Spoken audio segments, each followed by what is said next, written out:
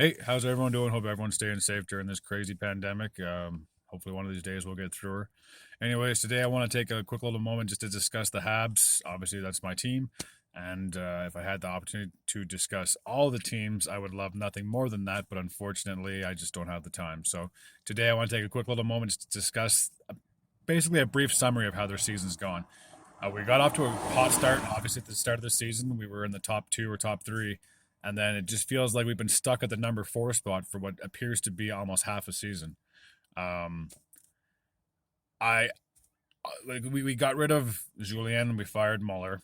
We thought that bringing up having our intern coach and having other staff members join, obviously having Alex Burrows as an assistant is made a bit of a difference, but I would not say that we are cup contenders at all. Um, and there's just so many problems. And yes, it is a shortened season, and yes, you are playing basically every night, if not every other night. So I'm sure the guys are exhausted, but I mean, same would go for any other team in the league. They're all doing the exact same thing as us. So you could blame fatigue for the inconsistency that we have had. We have not been able to go on any type of winning streak. It seems like we get one win, lose, one win, lose, lose, one win. Like we're winning every other game or every other third or every third game.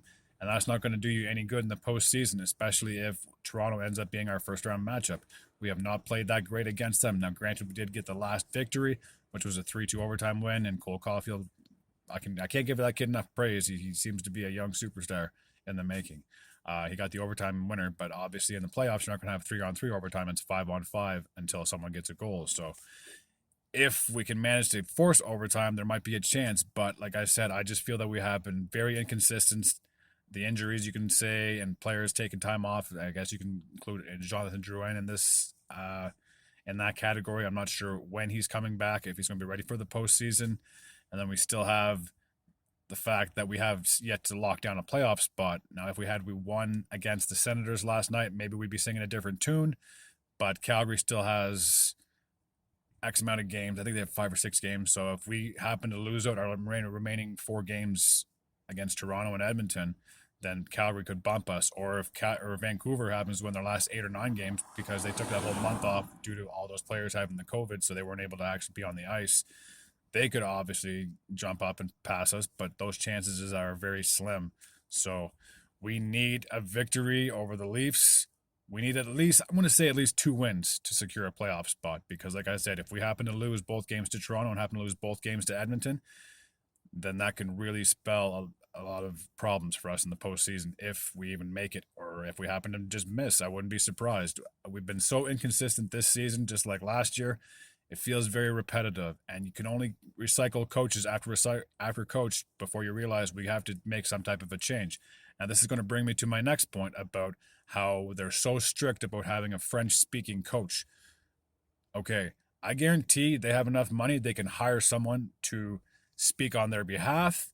Again, I don't care if the number one candidate is Swedish, German, Russian, whatever the case may be, as long as the players can understand his philosophy and they can cope with it and can get along, whatever the case may be is, and play better, play as a team, not just play selfishly, then just hire an assistant to speak French. I don't care. Like, I don't give a bleep about the whole culture. And it's the one thing that's frustrating as a Habs fan is that year after year, it's like, okay, well, what French-speaking coach are we going to hire now? We've had 2 terms of Terrien, 2 terms of Julien. What's it going to take for one of those 2 guys to come back?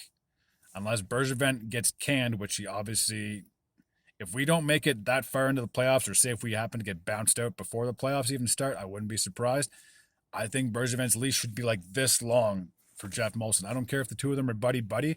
It's so frustrating knowing that year after year, it's the same GM, the same owner, and they don't make much for improvements.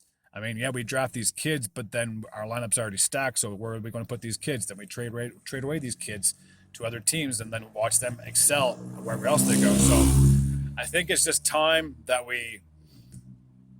I don't know what to do in the off season because, like I said, I don't know how the rest of the season or the postseason is going to go. Now, if we happen to knock out the Leafs in the first round and make a bit of a noise, then I can see Bergevin keeping his job, whatever the case may be is. But I just feel we have too many players on the team right now to fit on the lineup, because once Gallagher comes back, once Weber comes back, once Price, if he is fully healthy from his concussion, once he comes back, where's everybody else going to go? Because, like I said, Cole Caulfield's been playing excellent. I believe he does deserve to stay in the lineup, but who's going to come out? Are you going to be taking out Jake Evans? Are you going to be taking out Corey Perry?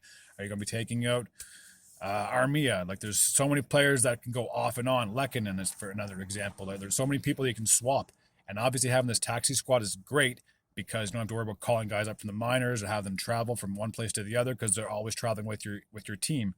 But who goes good with what? Who plays well with who? Like, there's just so many different line combinations we have to deal with, and it's Eric Stahl. I forgot about him. Is he going to be a healthy scratch if Gallagher happens to come back? Like, there's just so many. We have too many players. That's our problem. Before, we didn't have enough depth. Now we have too much. If we were honestly allowed to play like 6 lines, I think we'd be good to go, because we have that many forwards. It's unbelievable.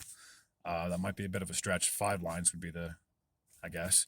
But anyway, I'm getting off topic now. But like I said, as for the Habs, we got 4 games to go. I feel like if we want to lock down this playoff spot, we should have it, like I said, because we still have, I think, 8 points up on Calgary, maybe 10 points, whatever the case may be is. And yes, they still have 5 or 6 games. So heaven forbid Calgary wins out the remaining of their schedule and we lose out the remaining of our schedule. They could easily take that last playoff spot. But I do believe as long as we get at least 1 win against the Leafs, or if we happen to sweep them, that'd be fantastic. As long as we get 1 win against the Leafs or 1 win against the Oilers, we should make it into that final playoff spot. We've been sitting in that 4th spot for, like I said, it seems like half a season. It's just we haven't dropped, but we haven't bumped up either. So we'll see how the rest of the season goes. And that's my little video for today. I do plan on hopefully uploading more throughout the rest of the week and weekend, but we will see how the time goes. As always, if you like my content, please feel free to subscribe. Tell your family and friends that they like it. They want to see my face on their cell phone, TV, whatever the case may be. I love talking sports, so I do plan on doing this more often. But as always, guys, take care. We'll see you next time.